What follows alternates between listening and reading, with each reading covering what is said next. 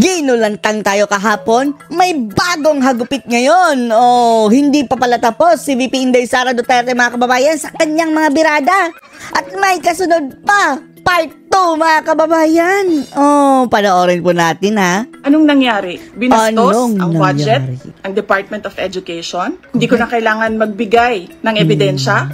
Nakikita nyo sa General Appropriations Act, simula 70% off ang kinaltas kay Sara. Papunta sa GAB, papunta sa BICAM, papunta sa batas. Nakikita natin yon. Dapat hinihingi natin na matino ang mga namumuno sa atin. Ngag-ngag ang namumuno. Sabi nila, ako daw ay krung-krung. Ako daw krung-krung daw, talala. Sabi ng mga ngag-ngag mga kababayan. Ay baliw. Ako daw ay wala sa tamang pag-iisip. Ano bang sabi ko sa inyong lahat? Tapos, yan din ang tila pinapalabas si Chis Escudero, no? Na kailangan daw ng tulong ni VP Sara sa mental health. Psychological test, kahit ano yan. Neuropsychiatric test, kahit anong pang test yan. Gagawin ko yan. Dagdagan ko pa ng drug test. Pero dapat magpa-drug test ang lahat. Pati na si Bangag ng mga nagtatrabaho sa Office of the President, sa Office of the Vice President, sa lahat ng opisina ng Senado, sa lahat ng opisina ng House of Representatives, sa lahat ng departamento ng ating bayan. Gusto namin yan. Ewan lang natin mga kababayan kung tatanggapin ba ng mga ngag-ngag ang challenge si Sara? Ating pamahalaan. Diba? Ano pang test ang gusto nyong idagdag ko? Wala na kayong mapuna sa akin. Pinagtatakpan ninyo ang mga kakulangan ng pamahalaan. Dinadivert nila mga kababayan ang problema ng bayan dahil alam nila ang mga Duterte ay talagang magnet yan sa media. Ang ginagawa ninyong punching bag para hindi napapansin, nakikita, naririnig ng mga tao ang kalokohan, ang korupsyon at ang katiwalian na ginagawa sa gobyerno. Don't challenge me, sabi ni Sara. Ako pala ang ginagamit yung punching bag ha. Natatandaan nyo?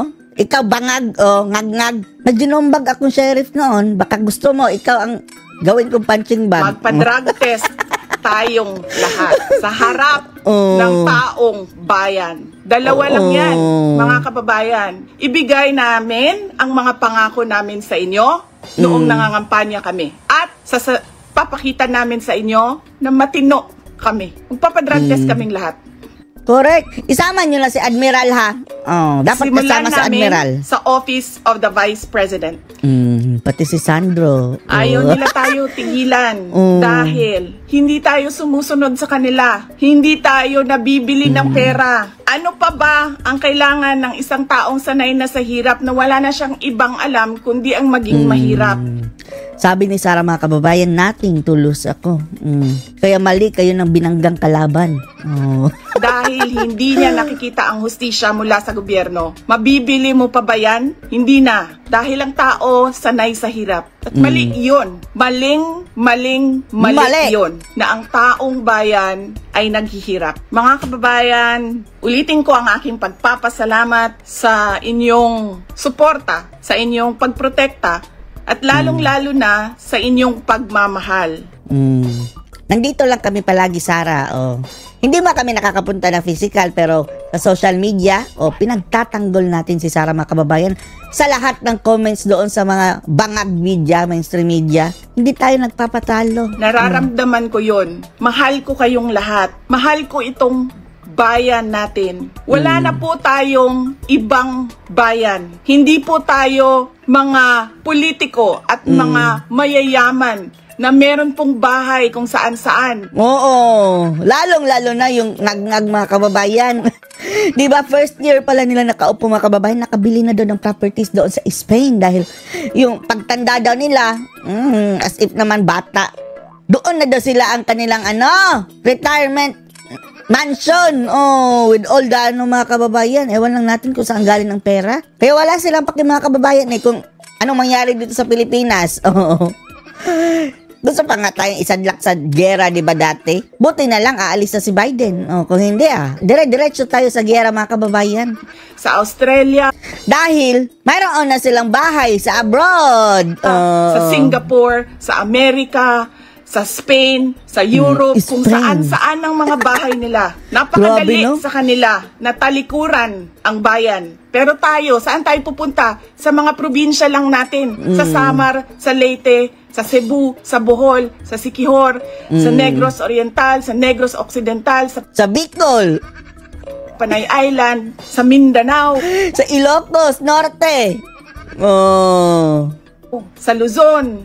Pero maraming taga Bicol at taga Ilocos Norte, mga kababayan, ang mga solid Duterte.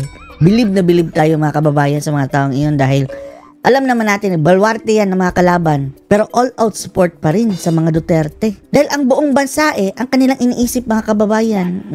Doon lang tayo makakapunta, makakauwi kung magulo ang bayan. Pero ang mga mayayaman at mga politiko, iiwanan lang tayo. Kaya mga kababayan, paniguraduhin nyo na hinihingi ninyo sa gobyerno kung ano yung karapat-dapat para sa ating lahat. Hindi lang karapat-dapat para sa mga politiko at mayayaman. Gusto ko Correct. lang ipaalala sa ating mga kababayan na ayaw natin ng kaguluhan. Na tayo ay may karapatan sa peaceful assembly at tayo Peaceful assembly lang. Wala na yung dati na rally people power talaga. Yung batuhan na, ayaw ni Sara na may masaktan Mag-antay na lang tayo, mga kababayan. Parang kung kailan kikilos ang tadhana. may karapatan Ewan lang natin kung ano talaga ang mangyayari, pero bahala na ang tadhana. na magsalita kung ano yung nararamdaman natin at gusto nating makita mula sa ating gobyerno. Ang gusto natin makita ay genuine public service. Kaya pa ba yan ni Ngag-Ngag? Hindi niya makontrol ang kanyang mga tuwan. Kasi, ganon din siya. Ewan lang natin kung kaya pa bang magbago, mga kababayan Kaya pa ba natin mag-antay ng 2028? 4 years pa, mga kababayan. Hanggat nandyan na si tambaluslos, ubos ang pera ng bayan. Utang tayo, mababaon tayo sa utang.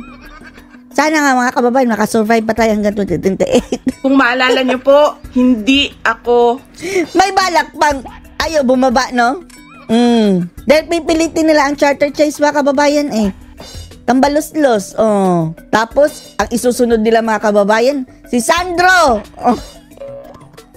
Siguro sa 2050, ganyang mga edad na tatakbo na naman si Sandro. Tapos nakita natin sa social media na po si Sandro. Tanda na. Ang kasalanan ng aking ama ay hindi ko kasalanan. Ang kasalanan ng aking nanay at ng aking tito na si Tamba at aking nanay na si Admiral ay hindi ko kasalanan. Uulitin na naman niya ang sinabi ni BBM, mga kababayan, na ang kasalanan daw ni Marcos Sr. ay hindi daw niya kasalanan. Magpapabudol na naman ba tayo in the future? No. sumama No, never again to Marcoses. o sumali kahit sa anumang panawagan ng pagtanggal sa Pangulong Marcos sa kanyang pwesto. Bumisita ako sa rally ng Kingdom of Jesus Christ sa Bonifacio noon dahil nakiramay o Tiramay. nagsimpatya ako sa kanilang nararamdaman at hirap na pinagdadaanan. Ang lagi kong panawagan sa taong bayan ay hingin, idemanda sa gobyerno na ibigay nila ang I-demand. serbisyo na karapat-dapat para sa mga Pilipino. Simulan na natin sa mga campaign promises. Dapat po, Speaking of campaign promises, sa benting pag bigas. ang politiko ay nag-promise na magbibigay ng 20 pesos 20. per kilo na bigas, dapat ay 1/4. tinutupad yun. Dahil binoto ka ng mga tao base sa mga sinabi mo. Sama-sama tayong babangag muli. Base sa mga kampanya mo. Kaya dapat binibigay yan lahat. Kung ano Anuman ang sinabi ng isang tao, ng isang politiko, ng isang kandidato sa entablado, dapat nakikita yan ng taong bayan. At higit pa, dapat ang nakikita natin. Hindi tayo dapat naghihirap, hindi tayo dapat correct. pinapahirapan, kundi dapat nagpapakitang gilas ang ating gobyerno na sila ang pinakamagaling pagdating sa hustisya.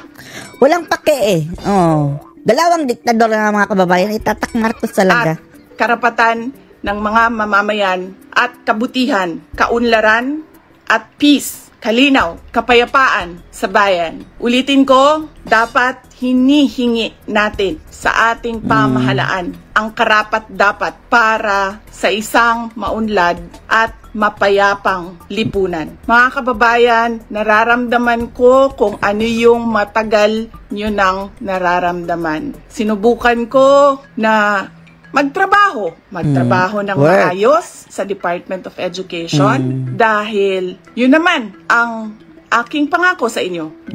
Ginambala siya mga kababayan, pinagtripan ng mga angag-ngag. Ginamit ko ang pangalan ko, Sara Duterte, Inday Sara Duterte. Sabi ko sa inyo, trabaho, edukasyon, mapayapang pamumuhay. No. Yan lang ang pinangako ni Sarah, ha? Hindi yung mga imposible na benting bigas.